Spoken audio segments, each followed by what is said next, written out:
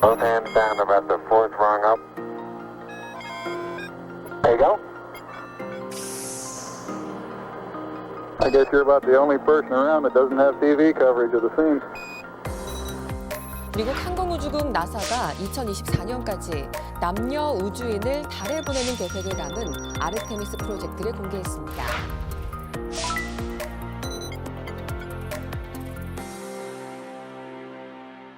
네, 저희 어느새 마지막 주제입니다. 네, 아마 멈추지 않는 인류의 꿈, 우주를 향한 꿈이 아닐까 하는데요, 교수님. 그 1945년부터 그 2차 대전이 끝나고 소련하고 미국하고 우주 경쟁이 시작이 됐습니다. 근데 그것은 단순한 우주 경쟁이 아니고 국가의 경쟁이기 때문에 모든 국가의 모든 재원과 모든 지력을 다 동원을 해서 경쟁을 시작을 했죠. 그래서 그 결과로다가 미국이 1969년 달에 인류를 보내는 그런 쾌거를 달성하게 됩니다. 그 작년이 2019년이 우주 그 달 탐사를 한 50주년이 됐고요.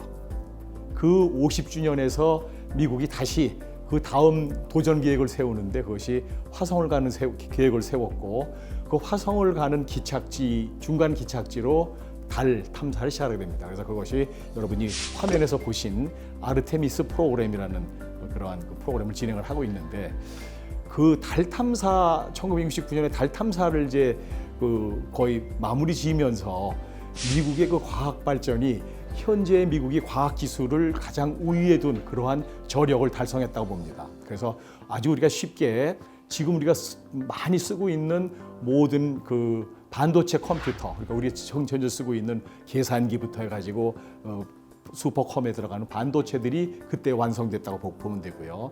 그다음에 우리가 흔히 지시계로 많이 쓰는 레이저도 우리 우주 탐사, 달 탐사 때 개발이 됐고 최근에 와서 우리가 그 진단기로 많이 의료 진단기 쓰고 있는 MRI도 우주 기술에서 파생된 그러한 기술들이 되겠습니다. 그래서 이러한 그 우주 기술이 실제 그 우리 과학 기술의 가장 그 중요한 근간이 됐다고 볼 수 있고 특히 이제 우주 기술에서 중요한 것 중에 하나가 그 달 탐사를 하면서 지구에서만 활용을 했던 것이 전혀 우리가 가보지 않은 미지의 세계를 탐구하는 그러한 그 새로운 그 창의성의 아주 그 기폭제가 됐다고 볼 수가 있겠습니다. 네, 네, 그리고 위성에 대한 중요성도 말씀을 해주셨는데요. 네, 그래서 그 단지 그 달 탐사만을 하면은 그게 과학 기술 아니면 과학 지식적인 그러한 탐구밖에 안 되기 때문에 이것을 우리 실제 생활이나 실제 그 산업 발전에 활용을 해야 되겠다 해서 이제 시작된 것이 인공위성 기술입니다. 네. 그래서 인공위성은 지구를 계속 돌고 있기 때문에 그 인공위성으로부터 활용되는 그 파급 기술이 굉장히 많습니다. 그 대표적인 것으로다가 이제 그 인공위성에서 지상 사진을 찍는 건데 그 지상 사진을 찍어서 첫 번째 한 것이 그 지표, 특히 비접근 지역에 대한 정보를 알아내는 것은 굉장히 중요한 데이터가 됐고요. 그 다음에는 우리 이제 생활하고 있는 도시나 농촌의 지도를 만들어서 우리 국토 관리를 과학적으로 하는 그러한 그 인공위성의 활용이 많이 됐고 그러고 나서는 그 통신에 활용이 돼가지고 이제 산업으로 넘어갔는데 현재 그 산업으로 넘어가면서 통신도 많이 그 활용이 됐지만은 최근에 와서 우리가 자율주행을 굉장히 많이 이제 발전 그 가능성 있는 기술로 보잖아요. 그 자율주행이 단지 그 자동차에서 옆에 있는 차만 보고 가는 것은 아직 그 자율주행의 완성 단계가 아니고 실제로 자율주행을 하려면은 우리가 출발해서부터 목적지까지 거의 그 자율로 가야 되는데 그럴 경우에는 내 차만이 문제가 아니고 다른 차들의 모든 그 가는 방향과 속도를 다 알아야 됩니다. 그래서 다른 차들의 모든 가는 방향과 속도를 알기 위해서는 내 차에서 하는 것이 아니고 우주에서 보는 것이 가장 잘 보이기 때문에 그런 그 위성 항법을 이용을 해서 그 자율주행을 완성시킬 수가 있습니다. 네, 그렇군요. 또 교수님, 아리랑 2호를 개발하신 내용에 대해서도 한 말씀 해주세요. 예, 우리가 그 아리랑 2호를 개발할 당시만 해도 그 지상 사진을 찍는 거에 해상도 1m 이내의 것은 군사 기밀로 해서 전때 그런 위성을 우리 기술 전수를 해외에서 안 해줬습니다. 그래서 그는 그런 1m 이내의 위성을 아리랑 2호로 개발을 하자 하는 걸 결정을 하고 그 기술은 해외에서 안 주기 때문에 우리가 거의 개발해야 되겠다는 그러한 그 목표를 세우고 우리가 실제 우리 기술로 개발을 한 그런 위성입니다. 교수님, 그 위성 말씀하셨는데요. 지금 전 세계에서 위성을 엄청나게 쏘아 올리잖아요. 그러면 이 위성끼리 서로 부딪힌다든가 아니면 우주 쓰레기가 되어서 지구를 위협한다든가 이런 위험은 없어요? 영화 그래비티 보면은 왜 그 바깥에 나가서 수선하다가 그 위성 잔해물 맞아서 뭐 우주 미아가 되고 그런 내용 나오잖아요. 그 실제로 일어날 수 있는 일인가요? 예, 실제로 일어날 수 있는 아주 그런 그 우주의 새로운 교통 정리가 필요한 그런 정도가 되겠습니다. 그래서 현재 그 관측된 인공위성 숫자만 거의 4만여 개, 그다음에 다른 그 작은 물체들까지 작은 물체들이라고 하면은 위성을 발사를 하면서 거기에 부산물로 떨어져 나온 발사체들의 각 그 잔해물들 하면은 약 10만 개가 넘는 그러한 그 잔해물들이 막 떠다니고 있고요.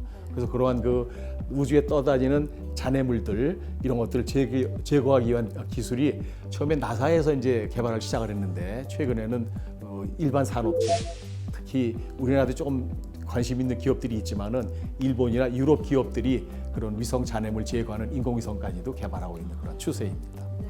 한 교수님이 말씀하신 답을 비전문가가 한번 답해 볼까요? 네, 좋습니다. 제가 인공위성을 올릴 때는 제가 알기에는 허가를 받아서 국제기구에서 정확한 위치, 이 고도 이게 다르게 준답니다, 다.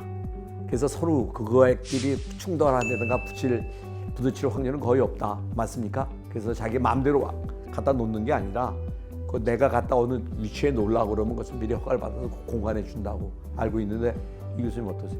뭐 반쯤 맞고 반쯤 틀립니다. 왜냐하면은 그렇게 우리가 그 우주의 ITU라는 그런 그 각 신고해서 받아주는 그런 기관들에서 그런 그 관리 좀 하지만은 그렇지 않고 인공위성 말고 인공위성을 발사하는 그 발사체들의 잔해물들은 그건 통제가 안 됩니다. 그래서 그런 그 인공위성 자체는 우리 문 교수님 말씀대로 그런 통제가 가능하지만은 그 잔해물들도 훨씬 많은 수조가 있기 때문에 그거는 우리가 그런 그 수거하는 아니면 교통 정리하는 그러한 그 기술도 개발해야 한다고 봅니다. 네, 이제 본격적인 글로벌 우주 전쟁의 시대다 이런 말도 나오고 있는데요.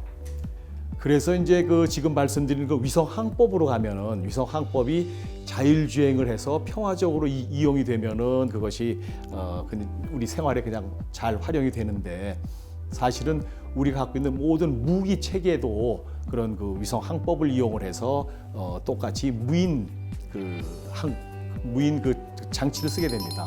그런 무인 장치일 경우에는 그게 계속 군비 경쟁으로 가는 그런 새로운 기술 경쟁이 시작이 되겠죠.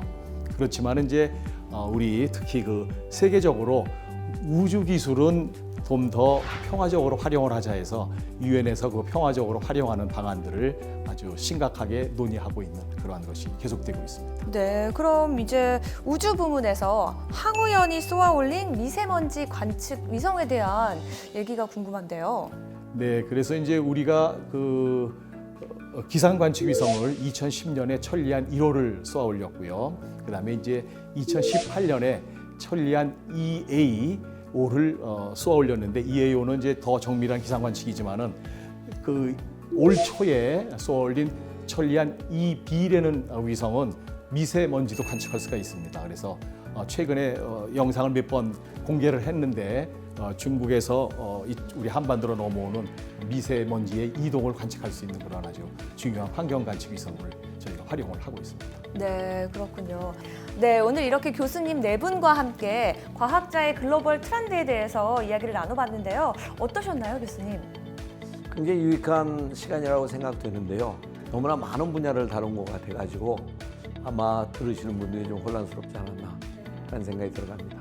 난 기회가 됐다면 어떤 전문 분야에 좀 더 한쪽 분야를 이렇게 나눠서 갔으면 좀 더 혼란이 없지 않았나 하는 생각이 네, 맞습니다. 여러 가지 분야를 다루다 보니까 약간 그런 전문적인 용어 또 설명이 좀 어렵다고 느껴질 수도 있을 것 같은데요. 나중에 한 분야별로 집중적으로 이야기 나눠볼 수 있는 시간 또 가져보면 좋을 것 같습니다. 네, 교수님은 어떠셨나요? 네, 조금 더 아쉬운 거는 조금 더 전문적으로 좀 이렇게 확 좀 펼쳐서 좀 더 상세하게 했었으면 좋지 않았을까. 네. 그렇다면 좀 이해도가 좀 높았지 않았을까. 근데 또 한편으로는 그 분야가 아니라 다른 연계 분야, 예를 들어서 빅데이터 분야하고 또 같이 이야기할 수 있다는 점에서는 굉장히 좋았다고 봅니다. 네, 감사합니다. 네, 교수님은 또 어떠셨나요? 저는 이 평소에 존경하던 이 세 분 교수님들과 같이 뭐 자리를 하는 것만으로도 큰 영광이었고요.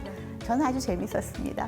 네. 마지막으로 이주진 교수님도 한 말씀 부탁드릴게요. 네, 그래서 우리가 기후변화, 빅데이터, 바이오 분야를 다 골고루 다뤄봤는데 이게 다 같이 서로 연계가 돼서 이 연합발전, 융합발전할 수 있는 거라고 새로운 걸 느꼈고요. 그래서 이런 그 앞으로의 과학의 융합이 좀 더 많이 일어났으면 좋겠다는 그런 생각이 듭니다. 제가 마지막으로 말씀드려도 될까요? 네. 아까 이 교수님이 1969년에 발탐사 거를 말씀드렸어요. 사실 1961년에 케네디 대통령이 당선되자마자 Man on the Moon이라는 프로젝트를 했거든요. 제가 말씀드리고자 하는 거기서 이 교수님이 지적하신 대로 저희가 지금 쓰고 있는 모든 생활의 기술들은 거기서 나왔다 해도 과언이 아닙니다. GPS도 그렇고 텔레커뮤니케이션도 그렇고 촬영도 그렇고 심지어는 우리가 먹는 음식도 거기서 어마어마하게 발전이 됐습니다. 여기서 말해주는 것은 과학기술이라는 것은 미래 이미지에 대해서 어떤 이미지에 대해서 미리 선점을 하고 그걸 연구를 하면은 그 연구의 부산물이 결국은 우리 사회를 번영하게 만들고 과학기술을 더 업그레이드한다. 대한민국도 언젠가는 한번 좀 화성 아닌 더 먼 데까지 갈 수 있는 이런 것을 하나 잡아가지고 그것을 연구하게 되는 그것에서 나오는 많은 다른 기술이 같이 발전되는 것이 과학기술이다라고 말씀드리고 싶습니다. 네, 너무 좋은 말씀 감사합니다, 교수님. 오늘 교수님 네 분 다 귀한 시간 내주셔서 정말 감사드리고요. 오늘 저희는 이만 마치겠습니다. 감사합니다. 감사합니다.